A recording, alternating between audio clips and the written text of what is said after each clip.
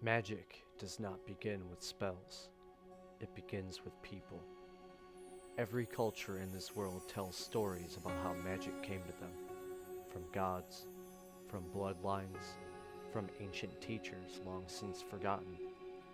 But those stories tend to skip an uncomfortable step. They skip the moment when magic was invented. In this chapter, we begin with the races most people consider familiar, the ones whose spells are often treated as standard, expected, even safe. Humans, elves, dwarves, halflings, and those who live between worlds, half-elves, half-orcs, gnomes, tieflings, and dragonborn. Yet when you look closely, their magic is anything but ordinary. These spells were not created for conquest or glory. They were created to solve problems that tradition could not, to adapt faster, to remember longer, to endure, to survive judgment, expectation, and legacy. But what these 9 races share is not power, but pressure. Pressure to live up to ancestry, pressure to bridge divides, pressure to prove worth, or escape it entirely. This is where cultural magic begins, not with spectacle, but with necessity. Humans, borrowed brilliance. Human magic has never been about destiny. It has always been about necessity. Humans lack the inherited magic of older races. Instead, they developed something more dangerous: adaptation. Borrowed Brilliance is a spell that allows a human caster to momentarily replicate competence they observe in others, not through talent, but through raw magical mimicry. The 5th edition spell mechanics are as follows. This is a level 2 spell in the Transmutation School. Its casting time is 1 reaction taken when you see a creature make an ability check, attack roll, or saving throw. The range is 60 feet. It has verbal and somatic components, and the duration is 10 minutes. The effect is you choose 1 skill, tool proficiency, or saving throw used by the triggering creature. For the duration, you gain proficiency in that choice. If you are already proficient, you instead gain advantage on rolls using it. You may only benefit from 1 instance of Borrowed Brilliance at a time. The spell was created by Arlen Voss, a scholar described as adequate by every instructor who taught him. He survived wars and academic purges not by mastery, but by learning just enough, just in time. His journals show the spell growing more invasive. Handwriting shifts, pronouns change, page headers list who he was when the page was written.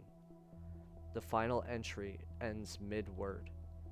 Modern arcanists debate whether Arlen died, or whether the spell succeeded too well. Elves. Moonthread Reverie. Elves do not measure life in years, they measure it in memories. Elven spellcraft is slow, deliberate, and terrified of loss. Moonthread Reverie is not battle magic, it is preservation made ritual. The 5th edition spell mechanics are as follows. It is a 2nd level spell of the enchantment school. It is a ritual. Its casting time is 10 minutes and it has a range of 30 feet. It has verbal, somatic, and material components. Silver thread woven under moonlight. Its duration lasts 1 hour. The effect is any number of willing creatures within range fall into a shared trance. While affected, participants may freely exchange memories, emotional impressions, and dreams.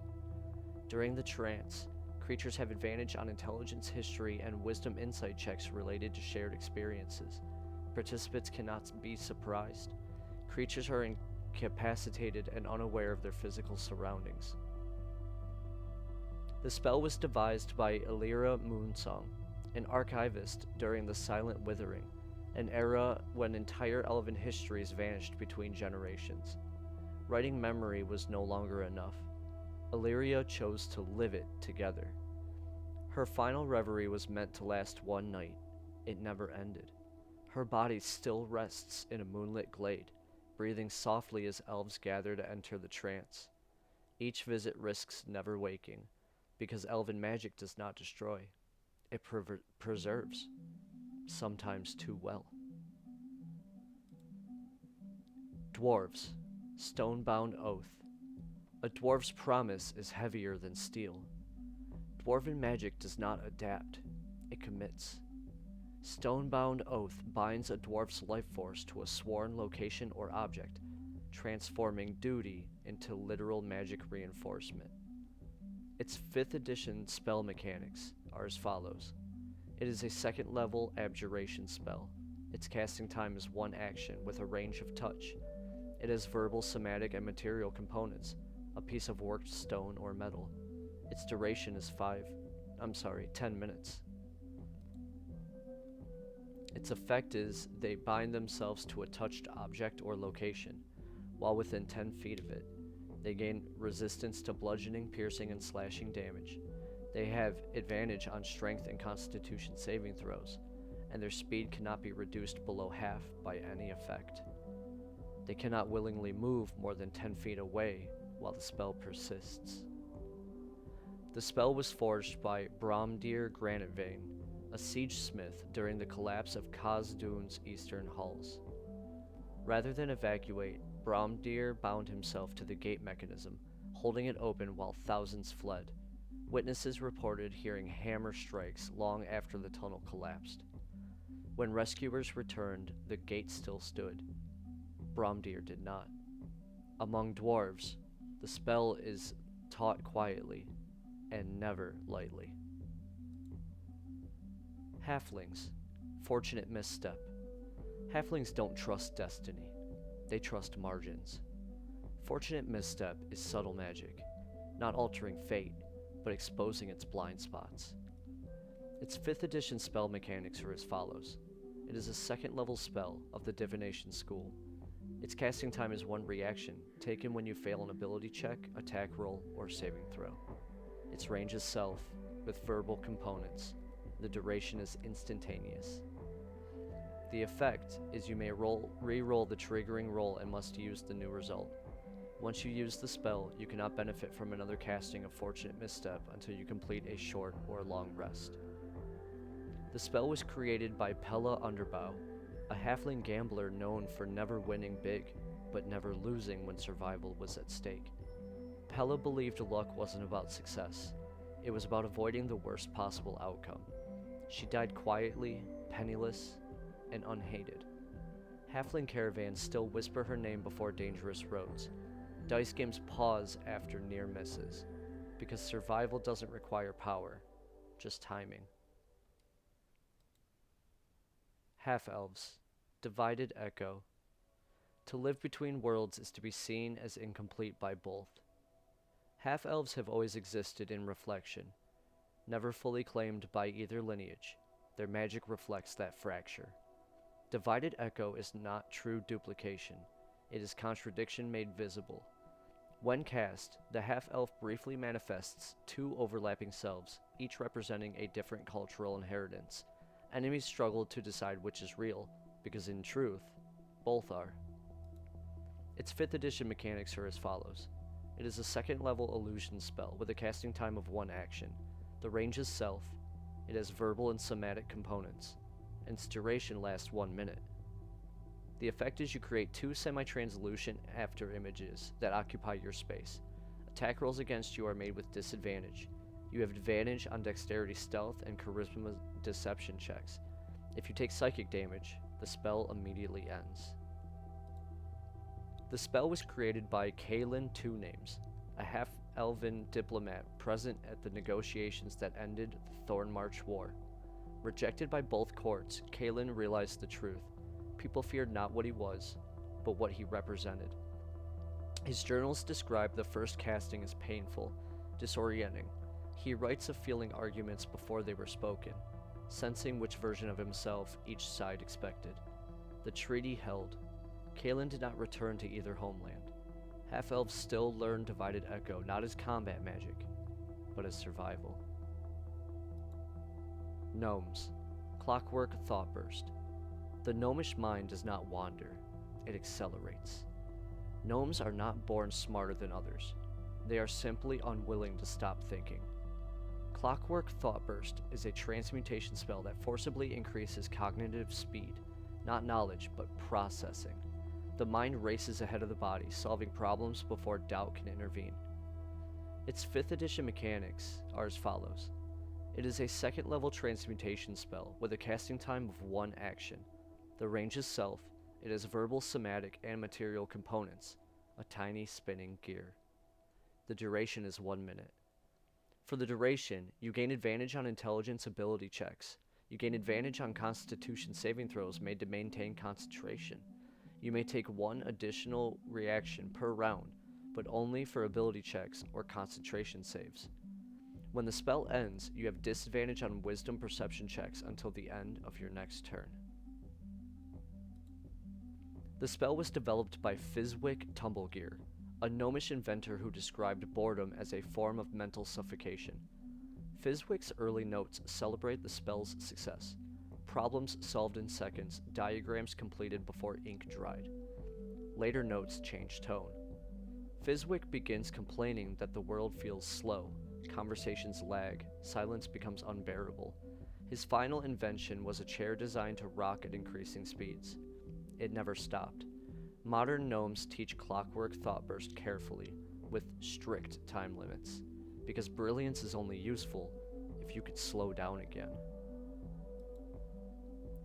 Half-Orcs, Bloodwake Surge. Pain has always been the half-orc's teacher. Half-orcs grow up learning a brutal lesson. Hesitation gets you hurt. Bloodwake Surge is a spell triggered not by rage, but by impact. It transforms injury into momentum, forcing the body forward before the mind can ladder. Its 5th edition spell mechanics are as follows. It's a 2nd level evocation spell with a casting time of 1 reaction taken when you take damage from a creature within 10 feet. Its range itself, it has verbal components, and its duration is instantaneous. The effect is immediately after taking damage. You may move up to half your speed without provoking opportunity attacks. You may make 1 melee weapon attack as part of the same reaction. This attack deals extra damage equal to your Constitution modifier.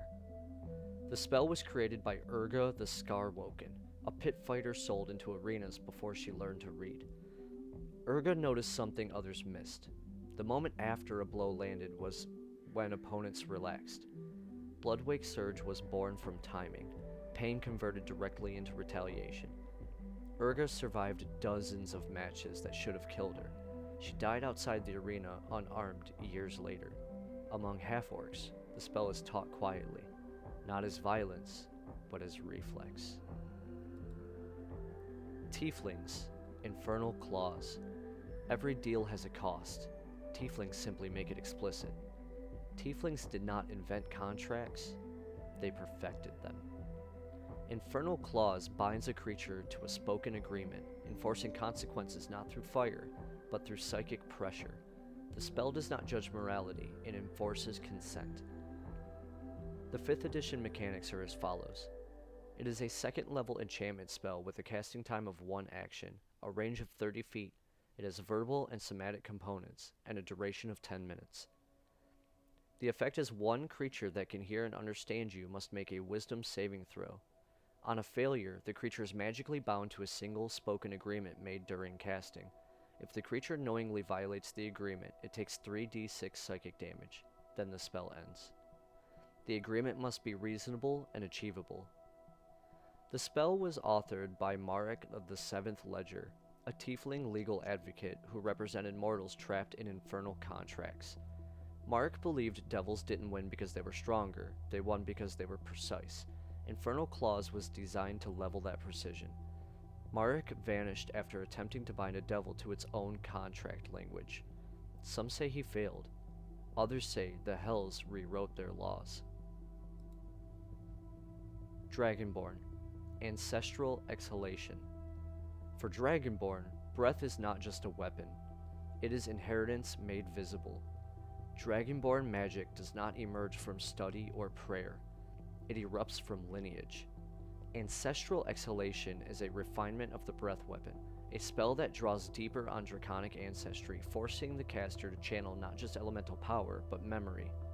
To cast it is to remember every ancestor who breathed fire, frost, lightning, or acid before you. The 5th edition spell mechanics are as follows. It is a 2nd level evocation spell with a casting time of 1 action. The range is self, or the same area as your breath weapon. The components are verbal and somatic, and the duration is instantaneous, lingering effect for 1 round. When you cast the spell, you immediately use your breath weapon. That breath weapon gains the following benefits. The area is increased by 50%, cone or line as appropriate.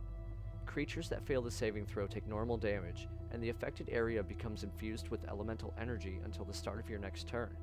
A creature that enters or starts its turn in the infused area takes damage equal to your proficiency bonus of the same type.